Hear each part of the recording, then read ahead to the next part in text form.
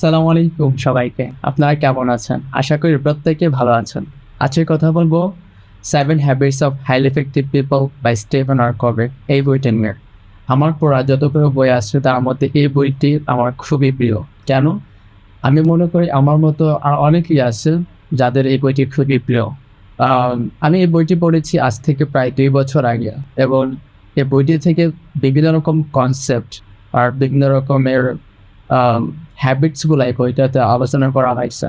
এই বইটা মূলত ৭টা অভ্যাস নিয়ে কথা বলা হয়েছে এবং একই সাথে বিভিন্ন কনসেপ্ট রয়েছে বইটাতে, যেটা আপনি আপনার ব্যক্তিগত জীবনের বা বাস্তব জীবনে যদি প্রয়োগ করেন তাহলে আপনার জীবনে খুবই গুরুত্বপূর্ণ ভূমিকা রাখবে। এবং একই সাথে আমি বিশ্বাস করি যারা হচ্ছে বিভিন্ন কর্পোরেটে আছেন, বিভিন্ন ক্রিয়েটিভ কাজের সাথে আছেন, ইভেন হচ্ছে আপনি এন্টারপ্রেনিউর হতে পারেন, হোয়াট এভার ইউ আর, আপনি যদি এই বইটা পড়েন তাহলে আপনি যে পেশাতে থাকেন না কেন আপনার লাইফের আপনার পার্সপেক্টিভটা চেঞ্জ হয়ে যাবে। আপনি ভিন্নভাবে চিন্তা করতে শুরু করবেন। আপনার ডেইলি অ্যাক্টিভিটিস সব কাজগুলোর মধ্যে একটা বিশাল পরিবর্তন চলে আসবে এবং আপনি নিজেকে নিজের মতো করে আবিষ্কার করার অনুপ্রেরণা পাবেন। সো এই বইটাতে যে ৭টি অভ্যাসের কথা বলা হয়েছে তার মধ্যে প্রথম যে অভ্যাসটি সেটি হচ্ছে বি প্রোঅ্যাক্টিভ। লেখক আমাদের বি প্রোঅ্যাক্টিভ হতে বলছেন। তার আগে আমাদের জানতে হবে প্রোঅ্যাক্টিভ জিনিসটা কি। প্রোঅ্যাক্টিভ জিনিসটা হচ্ছে বা প্রোঅ্যাক্টিভ পারসনগুলো হচ্ছে এমন কিছু মানুষজন যারা হচ্ছে কোনো একটা কাজের জন্য বসে থাকে না। তারা অ্যাক্টিভলি আগে থেকেই সজাগ থাকে ওই কাজটা কীভাবে করবি সুন্দরভাবে। ধরেন আপনি একটা টিমে কাজ করতেছেন, টিমে অনেকজন মেম্বার থাকে, তাই না? টিম মেম্বার থাকেন, সবাই কিন্তু সমানভাবে কাজ করে না। যারা প্রোঅ্যাক্টিভ পারসন তারা টিম লিডার কী বলবে সেটা তো শুনবেই, প্লাস সেই কাজটাকে বা টিমের সকলকে কীভাবে এগিয়ে নিয়ে যায় তার জন্য কী কী ভালো ভালো কাজ করা যায় সেটা টিম লিডার বলুক বা না বলুক সে নিজ থেকে সেই কাজগুলো করে ফেলে। তো এই জন্য লেখক আমাদের বলছেন প্রোঅ্যাক্টিভ হইতে। মানে এক কথায় হচ্ছে যে প্রোঅ্যাক্টিভ পারসন হচ্ছে সেই সকল মানুষগুলো যারা হচ্ছে কারো আদেশের জন্য বসে থাকে না, কেউ আমাদেরকে বলবে তারপর আমি কাজটা করব এটার জন্য কেউ বসে থাকে না। প্রোঅ্যাক্টিভ পারসন হচ্ছে সেই সকল মানুষরা যারা স্ব স্ব ইচ্ছায় এবং স্ব স্ব দায়িত্ব নিয়ে স্ব স্ব নিজ নিজ হচ্ছে উদ্যোগে কাজগুলো সম্পাদন করে থাকে খুব সুন্দরভাবে এবং আগে থেকেই সেই কাজের প্রতি সজাগ থাকে। তাই আমাদের লেখক বলছেন যে বিং প্রোঅ্যাক্টিভ, মানে আমাদেরকে প্রোঅ্যাক্টিভ হতে বলছেন, রিঅ্যাক্টিভ নয়। রিঅ্যাক্টিভ পারসন আবার কি, যারা হচ্ছে যে ধরেন এই যে আদেশের জন্য বসে থাকি, কেউ একজন আমাকে বলবে আপনি কাজটা করেন তখন আমরা কাজটা করব। সো রিঅ্যাক্টিভ পারসনটা হচ্ছে এরকম এবং ওরা হচ্ছে সবসময় স্কিপ করার ট্রাই করে কীভাবে এই প্রবলেমটাকে স্কিপ করতে পারবো। বাট প্রোঅ্যাক্টিভ পারসনটা কী করে, যে কোনো একটা প্রবলেম হলে সেটাকে কীভাবে সলিউশনে নেওয়া যায়, সমাধান করা যায় সেটা নিয়ে চিন্তা করে। এবং এই বইয়ের হ্যাবিট নাম্বার 2 হচ্ছে being with the end in mind. Being with the end in mind ব্যাপারটার মানেটা হচ্ছে যে আপনি যখন কোনো একটা কাজ শুরু করবেন সেটার শেষটা সম্পর্কে স্বচ্ছ ধারণা রাখতে হবে এবং শেষটা আপনি সাকসেস বা সফল হবেন সে বিষয়ে আপনার আত্মবিশ্বাসী থাকতে হবে। এবং কোনো একটা কাজ যখন আপনি শুরু করবেন সেটাতে আপনাকে সফল হতেই হবে, শেষের এন্ড রেজাল্টটা নাও পাওয়া পর্যন্ত সে কাজটা করে যেতে হবে এবং কাজটা করার সময় আপনাকে আশাবাদী থাকতে হবে যে আপনি এই কাজটাতে সফল হবেন এবং এই কাজের শেষটা আপনি দেখে ছাড়বেন। এটা হচ্ছে being with the end in mind, যে কখনো যদি কোনো একটা কাজ শুরু করেন সেই কাজটার শেষ যে রেজাল্ট সেটা না পাওয়া পর্যন্ত কাজটাকে সুন্দরভাবে করে যেতে হবে। আবার অনেক সময় অনেক ধরনের কাজ শুরু করি, অনেক ধরনের মোটিভেশন নিয়ে আমরা নতুনভাবে শুরু করি যে আপনি এটা করবো ওইটা করবো, বাট দেখা যাচ্ছে কিছুদিন পর আমরা সেই কাজটা করার পর সেই কাজটা নিয়ে আর আগানো হয় না। সেই কাজটা দেখা যাচ্ছে যে অর্ধেক করার পর সেটা পড়ে থাকে, সেটা নিয়ে আর ভাবা হয় না। সো এইভাবে আমাদের লাইফে অনেক আমরা সময় নষ্ট করে থাকি, বিভিন্ন রকমের জিনিসগুলো আমরা শুরু করি বাট সেগুলোর শেষটা আর করা হয় না। তাই লেখক আমাদের এই সেকেন্ড চ্যাপ্টার বা সেকেন্ড হ্যাবিটটাতে বলছে যে B with the end in mind. আপনি যখন কোনো একটা কাজ শুরু করবেন সেটার শেষ অবধি আপনাকে করে যেতে হবে এবং আপনাকে প্রতিটা মুহূর্তে মনে রাখতে হবে এটার শেষ যে রেজাল্টটা সেই রেজাল্টটা আপনাকে অ্যাচিভ করতে হবে। তাই কাজ শুরু করার আগে শেষ অবধি পর্যন্ত স্বচ্ছ ধারণা নিয়ে কাজটি শুরু করতে হবে এবং মনের ভিতর একটা দৃঢ় প্রতিজ্ঞা রাখতে হবে যে আমি কাজটা শেষ করব। এরপর হ্যাবিট নাম্বার 3 হচ্ছে put first thing first. Put first thing first জিনিসটার মানেটা আসলে কি, যে ধরেন আপনার লাইফে দৈনন্দিন জীবনে অনেক ধরনের কাজ থাকে, তাই না? এবং আমরা অনেকেই টু ডু লিস্ট তৈরি করি, আগামীকাল আমি কী করব, বা অনেকে আমাদের কোনো রুটিন বা কোনো ঠিক ঠিকানা নেই, যখন যেটা ভালো লাগে আমরা সেটাই করি। বাট লেখক এখানে হচ্ছে পুট ফার্স্ট থিং ফার্স্ট মানে বোঝানো হচ্ছে যে আমাদের লাইফে এমন অনেক কাজ আছে যেগুলো কোনো প্রয়োজনই নেই। সো আমাদেরকে ফাইন্ড আউট করতে হবে যে কোন কাজটা আমার জন্য আর্জেন্ট অ্যান্ড ইম্পর্টেন্ট। যে সকল কাজগুলো আমার জন্য আর্জেন্ট অ্যান্ড ইম্পর্টেন্ট সেগুলো প্রায়োরিটি লিস্টে আগে রাখতে হবে। Put first thing first.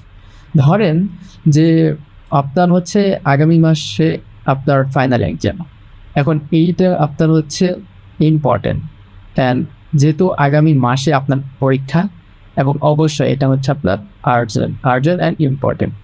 এবং এই জিনিসটাকে আরেকটু সহজভাবে যদি বলে থাকি, কালকে আপনার একটা ডেডলাইন আছে, ওয়েব ডেভেলপমেন্ট প্রজেক্টের কালকে একটা ডেডলাইন আছে, যে কালকে ডেডলাইন, কালকে আপনাকে প্রজেক্টে ডেলিভারি করতে হবে। তাহলে আপনার কাছে যদি এখন আরও অন্যান্য কাজ থাকে, যে ধরেন পক্ষান্তর আরেকটা কাজ আছে যে আপনাকে এই মাসের মধ্যে 3টা ভিডিও এডিট করে দিতে হবে। এখন একটা জিনিস মাথায় রাখেন যে আপনার কালকে একটা প্রজেক্ট ডেলিভারি করতে হবে সেটা ইম্পর্টেন্ট, নাকি যে এই মাসের মধ্যে আপনাকে 3টা ভিডিও এডিট করতে হবে সেটা ইম্পর্টেন্ট। আপনি যদি কালকে আপনি ভিডিও এডিটিং না করেন আজকে বা কালকে, আপনি কিন্তু আর অনেক সময় পাচ্ছেন ভিডিও এডিটিং করার জন্য, আপনি পরে করতে পারবেন। বাট আজকের সময়টা যদি আপনি নষ্ট করেন তাহলে কালকে ডেডলাইন কিন্তু আপনি মিস করে ফেলবেন। এই জন্য লেখক এখানে বোঝানো যাচ্ছে যে পুট ফার্স্ট থিং ফার্স্ট। আপনাকে আগে ফাইন্ড আউট করতে হবে কোন কাজটা আমার জন্য আর্জেন্ট অ্যান্ড ইম্পর্টেন্ট। যে সকল কাজগুলো আমার জন্য আর্জেন্ট অ্যান্ড ইম্পর্টেন্ট সেগুলোকে প্রায়োরিটি বেশি দিতে হবে। এবং আমাদের লাইফে আমরা অনেক কিছু মানে বাজে জিনিসগুলো করি, মতো অনেক সময় নষ্ট করি। যে ধরেন ফ্রেন্ডদের সাথে ঘুরতে যাওয়া, তারপরে আড্ডা দেওয়া, চা খাওয়া, এই কাজগুলো ধরেন আমি করতে পারি, এগুলো আমাকে আনন্দ দেয়, বাট এই চাইতেও যদি আর্জেন্ট অ্যান্ড ইম্পর্টেন্ট কাজগুলো থাকে আমাদের সেগুলোতে প্রায়োরিটি দেওয়া উচিত। এখানে আপনি কাজ করতে বসছেন, আপনার ফ্রেন্ড আপনাকে কল দিল, আপনি খুবই ইম্পর্টেন্ট কাজ করছিলেন, বাট আপনি সে কাজে আপনার ফেলে রেখে আপনার বন্ধুর সাথে চলে গেলেন। দেখেন তাহলে আপনার হচ্ছে আর্জেন্ট অ্যান্ড ইম্পর্টেন্ট ব্যাপারটা কিন্তু ব্যালেন্স হলো না। এইভাবে দেখা যাচ্ছে আমাদের দিন শেষে আরও ডেডলাইন মিস করতে এবং আমাদের অনেক গুরুত্বপূর্ণ কাজগুলো আমরা করতে পারি এবং শেষ মধ্যে দেখা যাচ্ছে আমাদের সময় হয়ে ওঠে না। এই জন্য লেখক বলেছেন যে আপনার লাইফের যে কাজগুলো সবচেয়ে গুরুত্বপূর্ণ সেগুলোকে আগে রাখা এবং সেগুলো কমপ্লিট করে চলা। And then habit number 4, think win win. Think win win জিনিসটার মানেটা আসলে কি? উইন মানে কি? বিজয় হওয়া। উইন উইন মানে কি? বিজয়। ব্যাপারটা মানে হচ্ছে লেখক এখানে বলেছেন যে আপনি যখন কারোর সাথে ডিল করবেন, কোনো প্রজেক্ট নিয়ে হইতে পারে বা কারোর সাথে কথা বলবেন, আপনাকে একটা জিনিস সবসময় মাথায় রাখতে হবে যে সবসময় আমি বলে যাব আমি ভালো, আমি সেরা, বা আমার যে একটা পার্সপেক্টিভ আছে সেইটার ভিতরে আবদ্ধ না থাকা। আপনি যখন কোনো আরেকটা মানুষের সাথে কথা বলবেন, ধরেন এটা আপনার আরেকটা মানুষের সাথে কথা বলছি, তখন আপনাকে ওই আদার মানুষ কি বলছেন, তার পার্সপেক্টিভটা কি, তিনি কেন এই কথা বলতেছেন, তার জায়গায় থেকে তার মতো করে চিন্তা করতে হবে এবং উইন উইন সিচুয়েশন ক্রিয়েট করতে হবে। উইন উইন সিচুয়েশনটা ক্রিয়েট মানে এটা কি? যে ধরেন আপনি কারোর সাথে কথা বলতেছেন, পুরো একটা টপিক নিয়ে নিতে পারেন, কোনো একটা বিষয় নিয়ে নিতে পারে, সেক্ষেত্রে একটা জিনিস মাথায় রাখবেন যে আপনি যখন তার সাথে কথা বলবেন সেক্ষেত্রে আপনাকে এমনভাবে জিনিসটা ব্যালেন্স করতে হবে যাতে করে সেই মানুষটা স্বাচ্ছন্দ্য বোধ করে বা সেই মানুষটা হ্যাপি ফিল করে। আপনি যদি আপনার কথা বলে গেলেন, আপনি এইটা সেইটা শুধু নিজে উইন হয়ে গেলেন, ব্যাপারটা এমনটা না।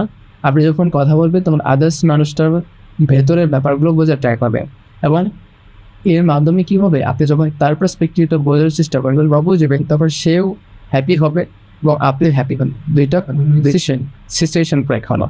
এবং এর সাথে যদি আরেকটু ভালোভাবে বোঝানো যায় সেটা হচ্ছে যে ধরেন কোনো একটা বিজনেস ডিল করতেছেন, হ্যাঁ, ধরেন আপনি একজন হচ্ছে ভিডিও এডিটর হায়ার করছেন বা ওয়েব ডেভেলপার হায়ার করছেন। তো ভিডিও এডিটর হায়ার করার সময় আপনি আপনার ক্লায়েন্টকে বললেন যে আপনি প্রতি মিনিটে কত টাকা দেবেন। আপনার ক্লায়েন্ট বলল হচ্ছে প্রতি মিনিটে আমি হচ্ছে 700 টাকা দেবো, বাট আপনি তো হচ্ছে মানে 800-র নিচে কাজ করেন না প্রতি মিনিটে। তো তখন কি করতে হবে? তো তখন আপনাকে আবার একটা ডিসিশন নিতে হবে যাতে করে আপনার ক্লায়েন্ট আপনার উপর হ্যাপি থাকে এবং আপনারও হচ্ছে লস না হয়। তখন আপনি কি করতে পারেন? তখন তাকে বলতে পারেন যে আচ্ছা ঠিক আছে 750-এ তাহলে রাখা যায়। মানে ব্যাপারটা বোঝানোর জন্য বলছি যে এমন একটা ডিল হবে যে ডিলটার জন্য আপনিও হ্যাপি থাকবেন এবং আপনার ক্লায়েন্ট যিনি থাকবেন তিনিও অনেক হ্যাপি থাকবেন। এই জিনিসটা হচ্ছে উইন উইন সিচুয়েশন বা থিঙ্ক ওয়াইড ওয়ে। আপনি শুধুমাত্র নিজের জন্য চিন্তা করবেন না, বা নিজের যে ভালো লাগে, নিজের যে চিন্তা ভাবনা, এটাতেই মানে আটকে থাকা যাবে না। উইন-উইন সিচুয়েশনের মানুষগুলো অনেক হ্যাপি থাকে। উইন-উইন সিচুয়েশনের মানুষগুলো অনেক নেটওয়ার্ক করতে পারে, তারা অন্যের সাথে খুব সুন্দরভাবে মিশতে পারে, এবং এই ধরনের মানুষদেরকে অনেকেই ভালোবাসে এবং সবাই ভালোবাসে এদের কাজ। সো এই জন্য সবসময় অন্য মানুষের সাথে কথা বলতে গেলে, অন্য মানুষের সাথে কোনো প্রজেক্ট ডিল দিতে পারে, সেক্ষেত্রে আমরা সবসময় তার পার্সপেক্টিভটা বা আদার মানুষটা কী চাচ্ছে সে ব্যাপারটা আমাদের চিন্তা করতে হবে, এবং তারপর একটা ডিসিশন নিতে হবে। এটাকে বলা হয় win-win think win-win or win-win situation. Habit number 5, seek first to understand then to be understood. এটা খুবই গুরুত্বপূর্ণ একটা বিষয়। লেখক এই 5 নম্বর অভ্যাসটিতে বলেছেন যে seek first to understand। এর মানেটা হচ্ছে যে প্রথমে আমাদেরকে অন্যদের বুঝতে হবে, then to be understood, এবং পরে নিজেদের অন্যকে বোঝাতে হবে। ব্যাপারটা হচ্ছে এরকম যে আমরা যখন কোনো একটা টপিকে কথা বলি বা কোনো একটা মানুষের সাথে কথা বলি, তখন কেন জানি না আমাদের অনেক স্বাচ্ছন্দ্য বোধ হয়। আমরা যখন নিজেদের পার্সপেক্টিভ, চিন্তা ভাবনা, নিজের দর্শন মানুষের সামনে যুক্তি সহকারে পেশ করতে আমাদের অনেক স্বাচ্ছন্দ্য লাগে, এবং সেটা যদি অ্যাকসেপ্ট করে তখন আমাদের অনেক ভালো লাগে। কিন্তু আমরা কখনো এটা বোঝার চেষ্টা করি না যে আদার্স যে মানুষটা আছে সেই মানুষটার চিন্তা দর্শন, সেই মানুষটার পার্সপেক্টিভটাকে আমার যে বোঝা উচিত সেই বিষয়টা আমরা কখনো বুঝি না। এই জন্য আমাদের লেখক বলছেন যে প্রথমেই হচ্ছে আপনার অন্যকে বুঝতে হবে, তারপর আপনি আপনাকে বোঝান বা আপনার চিন্তা ভাবনা, আপনার দর্শন এটাকে শেয়ার করেন। আমরা অনেক সময় দেখা যাচ্ছে যে কোনো একটা মানুষের সাথে কথা বলছি, তখন তার পার্সপেক্টিভটা না বুঝে শুধুমাত্র আমার জিনিসটাকে স্টাবিলাইজ করার জন্য বা আমারটাকে গ্রান্টেড করার জন্য আমারটাই সেরা, সেই প্রতিযোগিতায় আমরা মেতে থাকি। সো এতে করে একটু ভাবে যে আদার্স মানুষটা সেই সময় হয়তো আপনাকে বলবে হ্যাঁ আপনি ঠিক বলছেন, কিন্তু পরে বা হচ্ছে গোপনে মনে মনে সে আপনাকে কিন্তু অপছন্দ করবেন।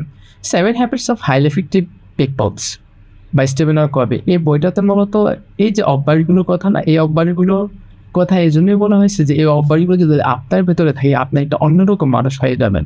সো মানুষ কিন্তু সেই সকল মানুষদেরকে পছন্দ করে না যারা শুধুমাত্র নিজের কথা বলে বা নিজেরটাই সবচেয়ে সেরা সেই জিনিসটাকে তুলে ধরতে চায়। তো এই জন্যই হচ্ছে প্রথমত আমাদের অন্যের পার্সপেক্টিভটা বুঝতে হবে, তারপর আমার যদি কোনো মতামত থাকে তখন সেটা পেশ করতে হবে। আর এই ধরনের মানুষগুলোকে বা এই কাজগুলো যখন আপনি করবেন যে আপনি অন্যজনের কথাকে প্রায়োরিটি দিচ্ছেন, তখনই কিন্তু মানুষ আপনাকে অনেক পছন্দ করবে। And habit number 6, স্যানার্জাইজ। স্যানার্জাইজ জিনিসটার মানেটা আসলে কি? স্যানার্জাইজ জিনিসটার মানেটা হচ্ছে যে একা একা কাজ না করা, একটা টিম ওয়ার্ক করা। টিম ওয়ার্কের প্রতি গুরুত্ব দিয়েছেন এখানে লেখক। আপনি একটা কাজ যত না তাড়াতাড়ি সুন্দর এবং ইফেক্টিভলি করতে পারবেন, আপনি যদি সেই কাজটা আরও অনেক মানুষের মিলে করতে পারেন, সেটা আরও ইফেক্টিভ হবে এবং সেটার সাকসেস হওয়ার প্রবাবিলিটি অনেক অংশে বেড়ে যায়। ধরেন চিন্তা করে আপনি একটা কোনো স্টার্ট আপ শুরু করছেন, কোনো একটা ইনিশিয়েটিভ শুরু করছেন, কোনো একটা অর্গানাইজেশন বা কোনো একটা ইচ্ছা আপনার আছে যে আপনি মানুষকে হেল্প করবেন। তা আপনি একা তো অনেকগুলো মানুষকে হেল্প করতে পারবেন না। তো সেই কাজটা যখন আপনি টিম নিয়ে কাজ করবেন তখন কিন্তু এই কাজটা আপনার জন্য সহজ হয়ে যাবে। ঠিক একই রকমভাবে কোনো প্রজেক্ট হতে পারে। আপনার যদি একটা টিম থাকে তাহলে আপনার অনেকগুলো কাজ আছে, আপনি একা করতে পারবেন, which is very okay, but এটা অনেক লেন্দি হয়ে যাবে, আপনি আরও অন্য অন্য অপরচুনিটি মিস করবেন। তো সেই ক্ষেত্রে টিম থাকলে কি হয় যে ধরেন সেই কাজটা সাকসেস হওয়ার প্রবাবিলিটি রেটটা বেশি থাকে এবং টাইমও আপনার নষ্ট হচ্ছে না। তো এই জন্য হচ্ছে সাকসেস হওয়ার অন্যতম আরেকটা উপায় হচ্ছে যে টিম ওয়ার্ক করা, এবং টিম ওয়ার্ক অনেক ইম্পর্টেন্ট। তো স্যানার্জাইজ বিষয়টার মানেটাই হচ্ছে যে একা একা না করে টিম ওয়ার্কের মাধ্যমে যে কোনো কাজকেই খুব সুন্দরভাবে করা যায় এবং এতে খুব সুন্দরভাবে সফল হওয়া যায়। তাই এখানে লেখক রিকোয়েস্ট করেছে যে কোনো একটা কাজ যদি সম্ভব হয় টিম ওয়ার্ক করা, তাহলে সেটাকে টিম ওয়ার্ক করে ফেলা। টিম ওয়ার্ক করে দেখা যাচ্ছে যে সেই কাজটা অনেক নিখুঁত হওয়ার খুব বেশি সম্ভাবনা থাকে, কারণ সেই কাজটাতে যখন অনেকগুলো মানুষ একসাথে কাজ করবে তো সেটাতে ভুল হওয়ার কোনো সম্ভাবনা থাকে না। তারপর সেই কাজটা অনেক অর্গানাইজ হয় এবং সেই কাজটা স্বীকৃতি খুব দ্রুত পাওয়া যায়। And habit number 7, sharpen the saw. Our খুবই ফেভারিট একটা habit, sharpen the saw. Sharpen the saw ব্যাপারটার মানে হচ্ছে যে একদম মানে একটানা কাজ না করা। লেখক এখানে রিকোয়েস্ট করেছেন যে একটানা কাজ কখনোই আমাদের জন্য মানে ইফেক্টিভ হয় না। আমরা হয়তো মনে করতে পারি আমি একটানা অনেক কাজ করছি। এটা জিনিস মাথায় রাখতে হবে যে আমাদের হিউম্যান বিং বা আমাদের সাইকোলজি যেটাই বলি না কেন, যখন আমরা দেখবেন এই ভিডিওটা দেখার একদম শুরুর দিকে কিন্তু আমাদের অ্যাটেনশন অনেক হাই ছিল, এখন কিন্তু আস্তে আস্তে লো হয়ে যাচ্ছে। তো এই জন্য একটা জিনিস হচ্ছে কি, যে ধরেন আপনি যখন সকালবেলা ঘুম থেকে উঠছেন তখন আপনার পড়তে বসলে যে ভালো লাগে একটা কাজ করবে, 2 ঘন্টা পর আপনি যদি মানে পড়ার 2 ঘন্টা পর যে ধরেন আচ্ছা আপনি অনেক 2 ঘন্টা একটানা পড়তেছেন, তারপরে কিন্তু ওই অ্যাটেনশন বা ওইটা থাকবে না। তো এই জন্যই হচ্ছে কি যে আপনার কাজের মাঝখানে ব্রেক নিতে হবে। আপনি একটানা কাজ না করেন, সেই কাজটাকে কয়েকটা ভাগ করে সেই কাজের মাঝখানে কিছুক্ষণ বিরতি নিন। সো কিছুক্ষণ বিরতি নিয়ে আবার পুনরায় শুরু করলে এই কাজগুলো অনেক ইফেক্টিভ করলে এবং অনেক দীর্ঘ সময় ধরে কাজটা খুব সুন্দরভাবে করলে।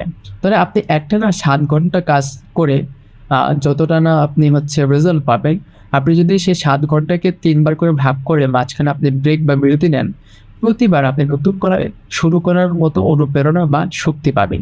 তো এজন্য এই লেখক এখানে বলছেন যে আমাদের একটানা কাজ না করে কাজটাকে ভাগ করে কাজের মধ্যে বিরতি নিতে হবে। সো আমরা পড়তে বসি বা কোনো একটা প্রজেক্ট করতেছি বা যাই করি না কেন, সেই কাজের মাঝখানে বিরতি নিয়ে সেই কাজটাকে সম্পন্ন করে ফেলা। আর এই জিনিসটা আমাদেরকে বুঝতে হবে যে আমরা একটানা কাজ করতেছি মানে অনেক বেশি কাজ করতেছি বা অনেক ইফেক্টিভ হচ্ছে, ব্যাপারটা এমনটা নয়। আপনি কতটা শান্তি পাচ্ছেন, কতটা ফিল করতে পারছেন, কতটা সুন্দরভাবে জিনিসটা আত্মস্থ করতে পারতেছেন, সেটা ইম্পর্টেন্ট। আত্মস্থ মিনস হচ্ছে পড়ার ক্ষেত্রে ধরেন আপনি খুব সুন্দরভাবে বুঝে পড়তেছেন, সেটা কিন্তু খুবই ইম্পর্টেন্ট। আপনি একটা না পড়তেছেন, কী পড়তেছেন নিজেও জানেন না, বাট আপনি ব্রেক নিয়ে মনে মনে ফিল করতেছেন আপনি কী পড়তেছেন, আপনি একটা গল্প পড়তেছেন, ব্রেনে ভিজুয়ালাইজ করতেছেন। সো এটা আপনি তখনই করতে পারবেন যখন আপনার অ্যাটেনশন বা মনোযোগ খুব সুন্দরভাবে একটা বিষয়ের প্রতি থাকবে। আর অ্যাটেনশন বা মনোযোগ তখনই থাকবে যখন আপনার বডিতে অনেক বেশি এনার্জি থাকবে বা আপনি অনেক উৎফুল্ল থাকবেন। আর এই উৎফুল্ল তখনই থাকবেন যখন আপনি কোনো একটা কাজের মধ্যে বিরতি নিয়ে আবার পুনরায় শুরু করবেন। সো এই ছিল 7টি অভ্যাস, যে 7টি অভ্যাস যদি আপনি একজন মানুষ হিসেবে আপনি যে পেশায় থাকেন না কেন, আপনি যদি এই 7টি অভ্যাস নিজের মধ্যে ধারণ করতে পারেন, তাহলে আপনি একটা অন্যরকম মানুষ হবেন। সত্যি বলতে ট্রাস্ট মি, আপনি আপনার সমাজের আশেপাশে, আপনার বন্ধুদের মাঝখানে, আপনি যেখানেই থাকেন না কেন, সেখানে অন্য সবার চাইতে একটা আলাদা মানুষ হিসেবে নিজেকে গড়ে তুলতে পারবেন। সো পরবর্তীতে অন্য আরেকটি বইয়ের অন্য গুরুত্বপূর্ণ বিষয়গুলো নিয়ে আলোচনা করবো। ততক্ষণের সময় ভালো থাকেন। আসসালামু আলাইকুম।